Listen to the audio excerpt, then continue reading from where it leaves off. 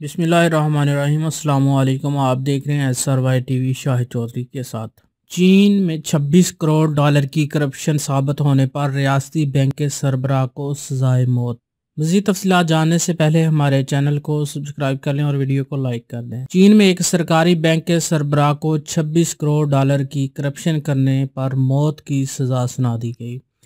बैनुल-अक़वामी खबरसां इदारे ब्लूमबर्ग की रिपोर्ट के मुताबिक चीन ने हुआविंग ईस्ट मैनेजमेंट को के साबिक चेयरमैन लाओ शामुन की जानिब से करप्शन करने पर उन्हें मौत की सजा सुना दी। रिपोर्ट के मुताबिक लाओ शामुन के खिलाफ तहकीकात का आगाज 2018 में किया गया। इन पर रिश्वतस्तानी और एक से ज्यादा बीवियां रखने के इल्जाम थे। एक मकामी अदालत के मुताबिक इन पर 2008 से 2018 के दरमियान 277 मिलियन अमरीकी डॉलर की रिश्वत के इल्जामात साबित हुए हैं। अदालत ने उन्हें मौत की सजा सुनाते हुए उनकी तमाम तर मनकुला गैर मनकुला जायदाद भी जब्त करने का हुक्म दिया। चीन में सजाए मौत एक गैर मामूली अमल है। शामन से पहले एक साबिक वाइस मेयर को 2018 में मौत की सजा सुनाई गई थी।